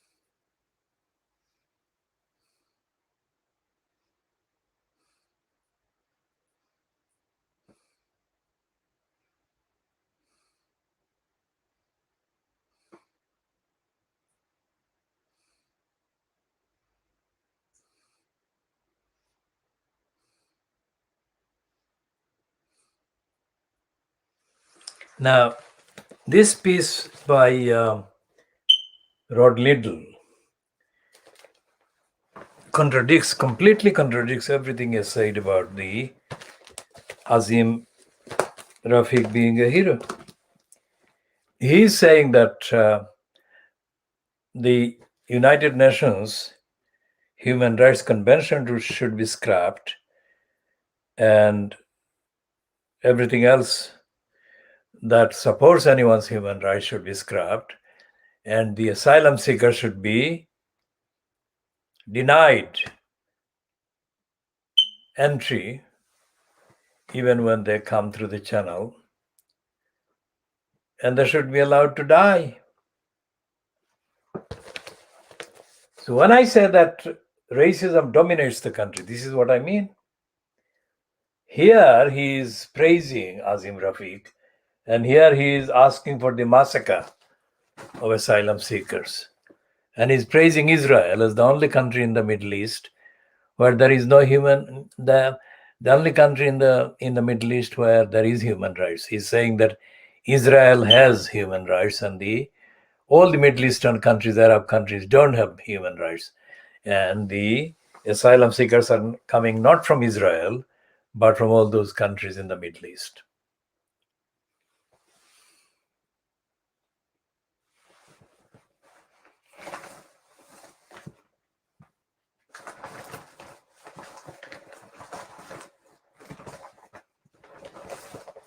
Which is a pack of lies. So here is the Times of Marduk, Rupert Murdoch today.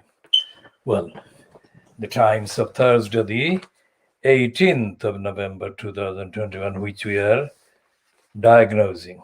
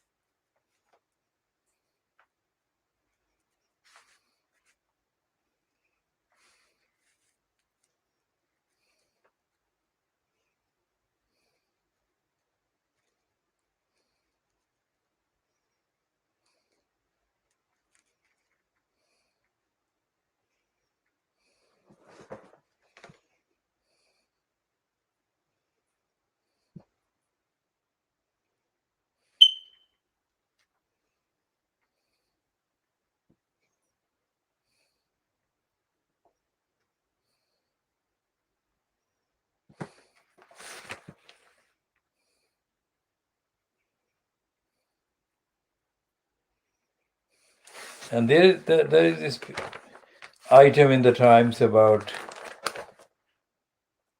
Zia Christie,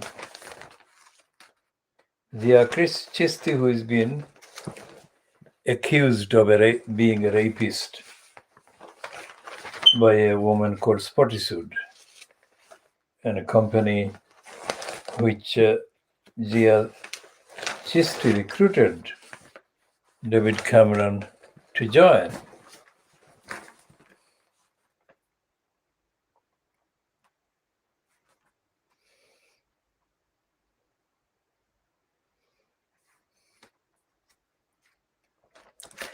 Now, there are various items in there,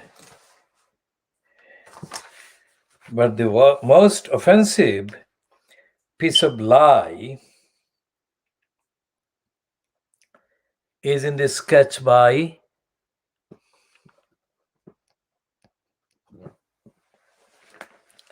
the criminal Quentin Letts, who doesn't mention, he's the only one who doesn't mention or name Boris Johnson in the headline.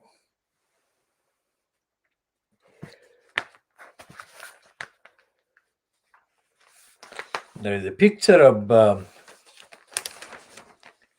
Lindsay Hoyle, the Speaker of the House of Commons. Probably that's a screen grab of the moment he told off Boris Johnson for the first time since becoming Speaker after John Barker was forced to leave in 2019. We shall go back to that page in a minute.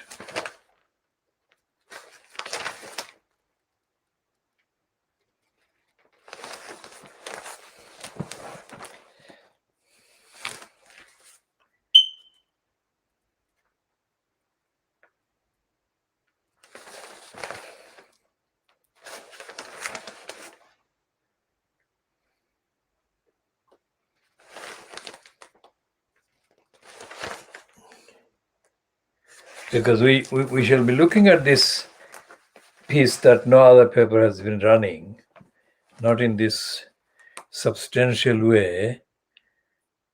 I may be disappointed by reading the whole piece because the name of the writer is very suspicious. Henry Zafman. Completely unacceptable.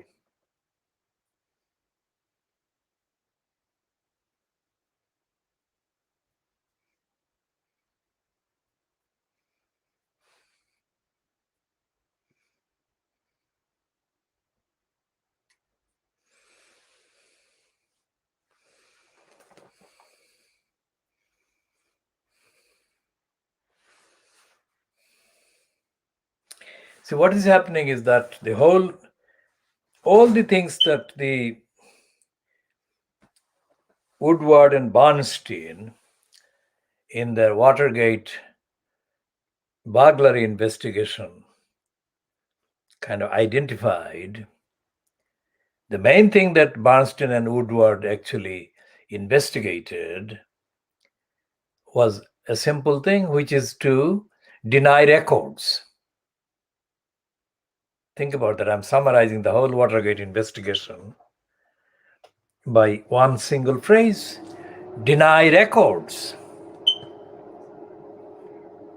The very thing that the liar Donald Trump is doing, deny the records of his activities and his communications about the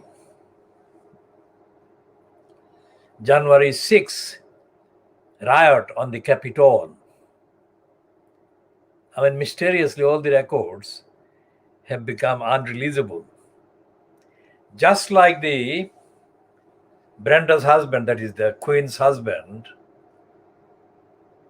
as I said at the beginning, how is it that they are saying that his records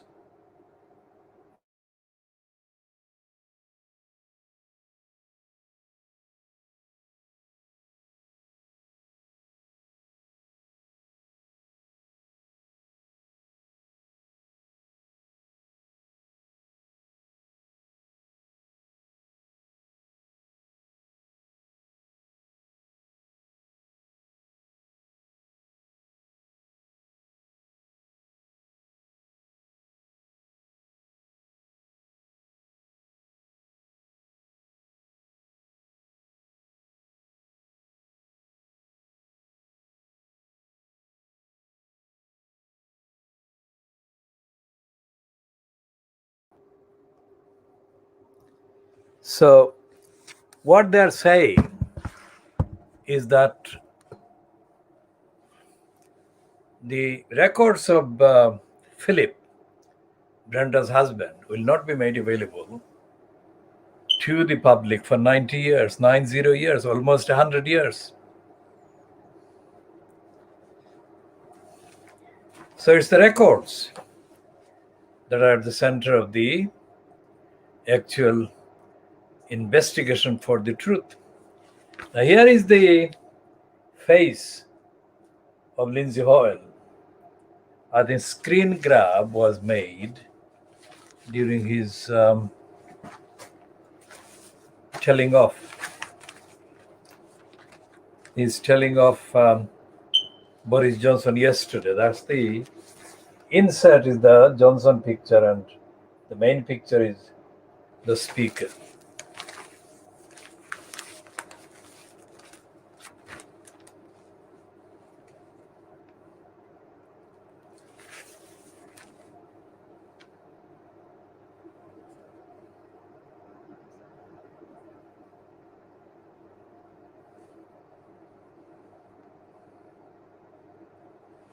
And here is the thing that the Times is running about the mystery of the missing minutes for Patterson call into 600 million deal. Amazing, isn't it? The government is unable to find formal minutes from a call between Health Minister Owen Patterson and the diagnostics company Randox, MPs were told yesterday.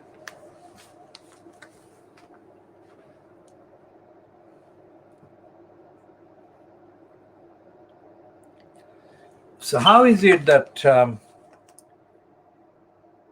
Labour forced a vote to compel the government to release minutes of meetings between ministers, officials and Randox, having raised concerns about the process for awarding the company nearly 600 million of COVID contracts?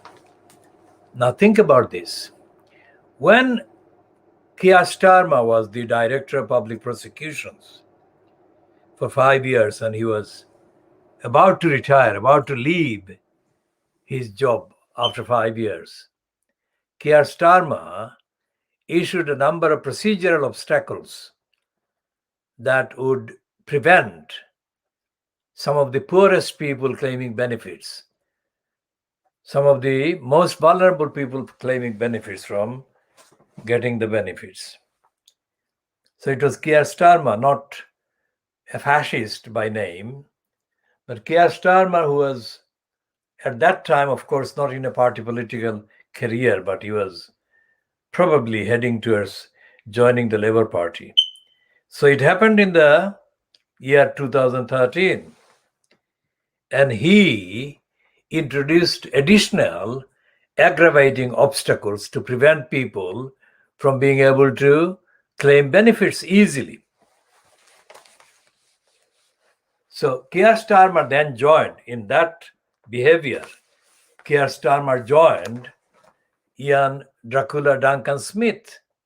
Ian Dracula Duncan Smith was the Dracula in post as the Secretary of State for the DWP. Deprivation, want, and poverty creation. DWP. With Starmer having politically murdered the Labour Party, there is no chance, there is absolutely no chance that he will do anything to sink Boris Johnson morally or ethically or politically or in terms of compassion.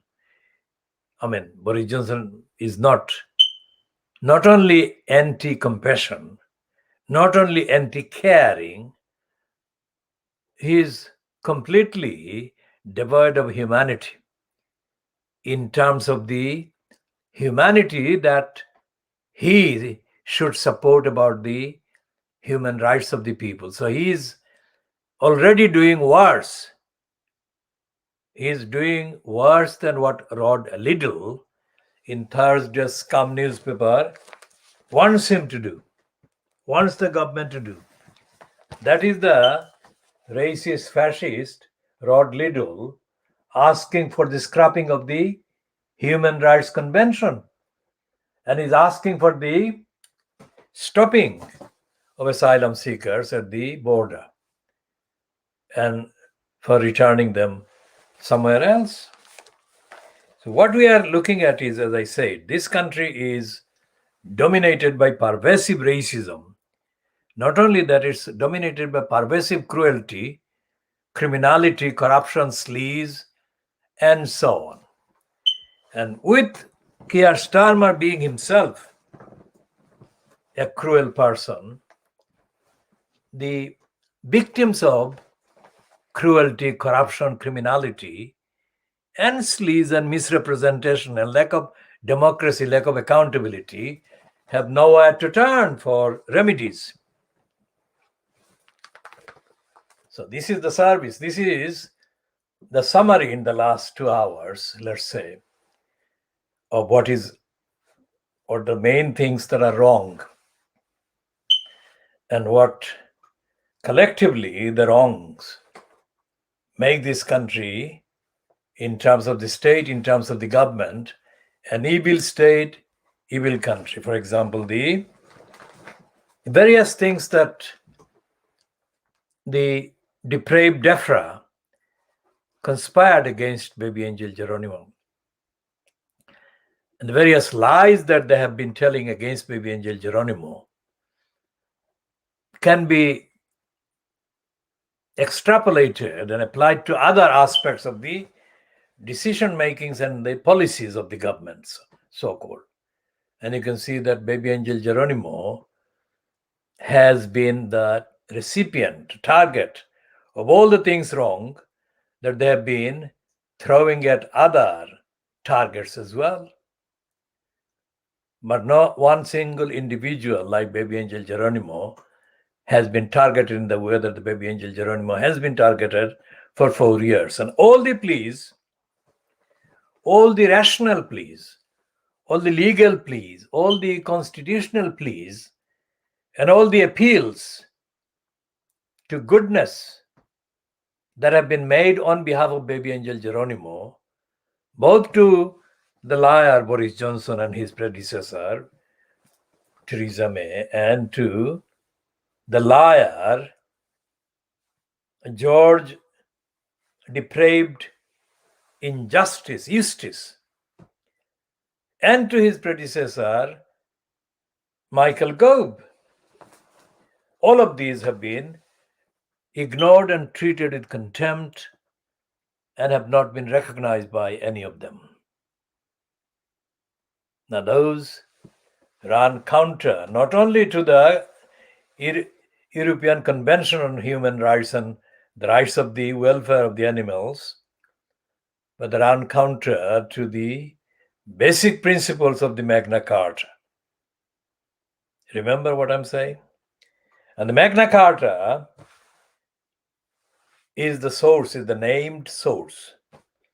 That every single person who says that the European Union got us into areas that we didn't have to get into because we had our safeguards. So they've been citing Magna Carta as not only the existing alternative to anything that the European Union membership or international forum membership confers on the people of Britain, but that the Magna Carta has been superior, better than anything that the international platforms could offer. That is all a pack of lies. And the fact that these are being done, like this call by Rod Liddell, there is no place, there is no space in the Daily Mirror, for example, or the Guardian most certainly, or any other Fleet Street title where this kind of lunacy, this kind of murderous kind of denial of human rights is noted, dissected, condemned, and opposed. So what you are watching is not only something unique about one aspect, it's about all the politics, the policy, the partisan and the non-partisan, the independent, the objective and the subjective, all the mixes of intellectual, moral, ethical omissions, and denials. We point this out daily and point at them, and we highlight and we diagnose the absence of the remedies. So if we talk about the legal forums, the court system, let's go back a few days and refer to this column in The Guardian by Simon Jenkins. He referred in a shorter way to the availability of various remedies through the judiciary, etc., etc. But a piece written by John Humphreys in the Daily Mail group actually shamelessly and completely dishonestly and corruptly boasted that British justice was very well and working, and Parliament was working, the police was working.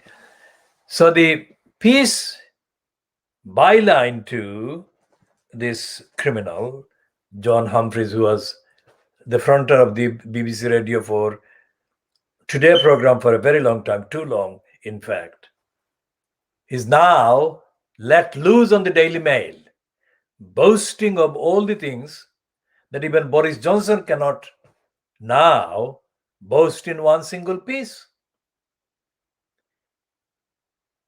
Now that boast shows that Humphreys is mechanical, he is being switched on.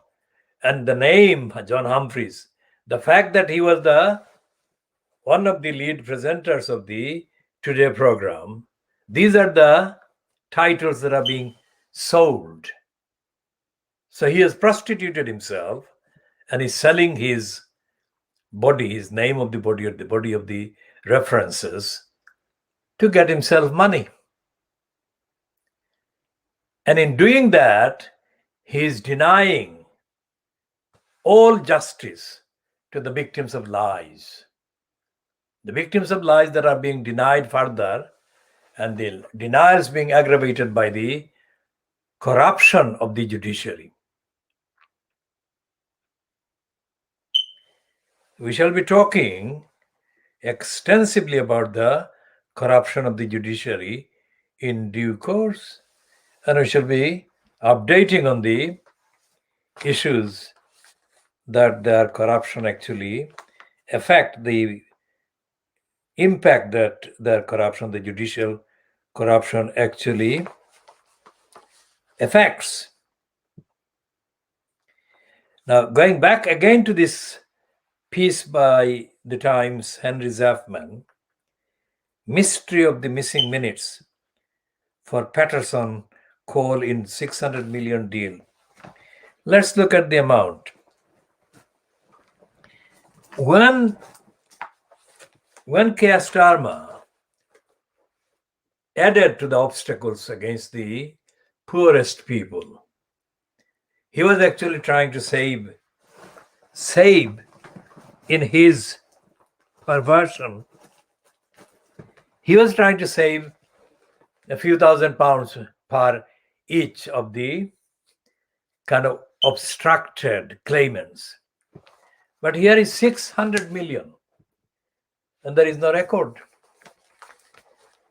And it goes on to say all kinds of things about why records should be there, etc., etc.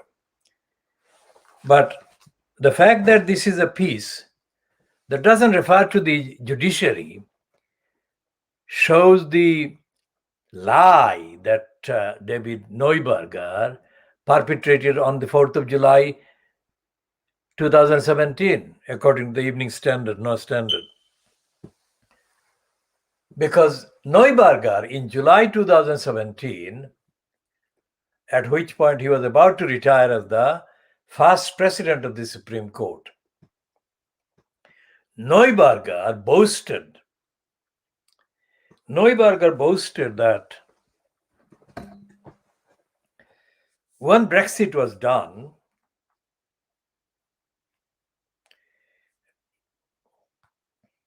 let's see what Neuberger said as reported by Martin Bentham in the Evening Standard, No Standard.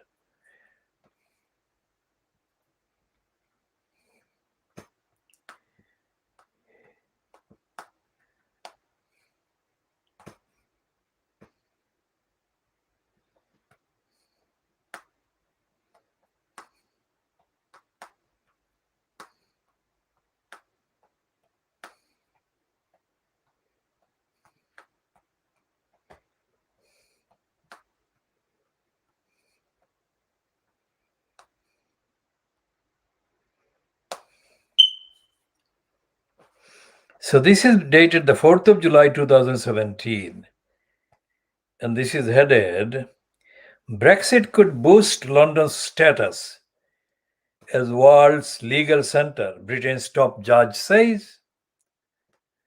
And it says in the first kind of paragraph,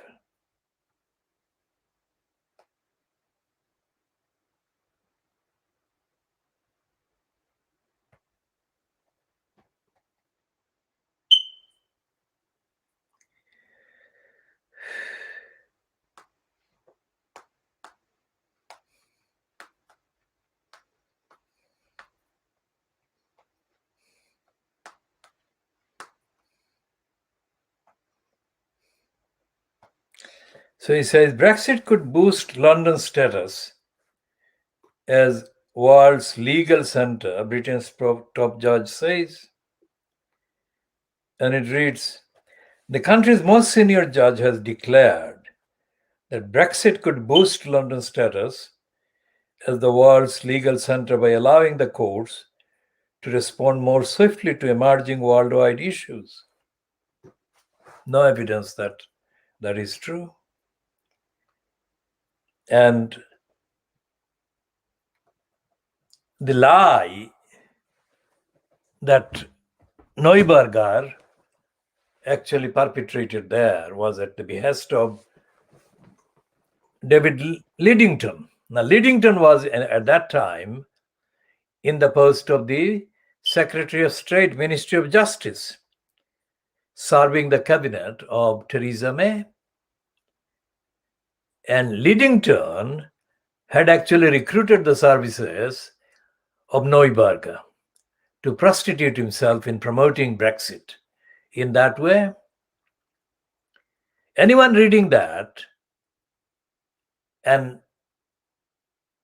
being somebody who didn't know about the reality of the court rooms and the court's process in this country would be forgiven to think that London was the equivalent in legal access terms to the country where the streets are paved with gold, legal remedies. Nothing could be further from the truth. The court system in this country are corrupt to the core, racist to the core, ignorant to the core, idiotic to the core. And most of the judgments, I'm not saying every single one,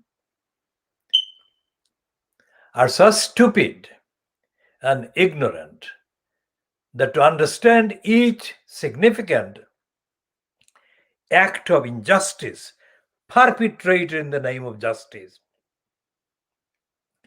it would be objectively necessary to undergo or undertake a whole course running several years into disentangling the lies and the fantasies and the stupidities and the corruption and contradictions contained in the jurisdiction, in the jurisprudence, not jurisdiction, but jurisprudence.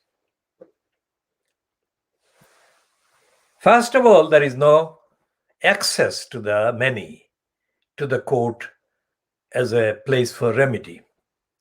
And secondly, there is no audience for people. The audiences are given based on the licensed law trade, either the solicitors or the barristers. That is the license, not the knowledge, not the competence, not the ability to actually know the case, know the facts, and argue and advocate. And there is no regulation, there is no holding to account of the hundreds of thousands of solicitors for their corruption and criminality, and the thousands and thousands of barristers for their corruption and criminality and stupidity. So we shall be talking more about all of those, and we shall be doing that based on the latest available reports warranting diagnosis. This is 18 minutes, coming after 18 minutes after 2 in the morning of Friday the 19th. Friday the 19th of November 2021. So we shall be calling this one to an end. This is Lindsay Hoyle, who in a rare kind of visual statement against Boris Johnson. This is rare. And we shall be talking more in the next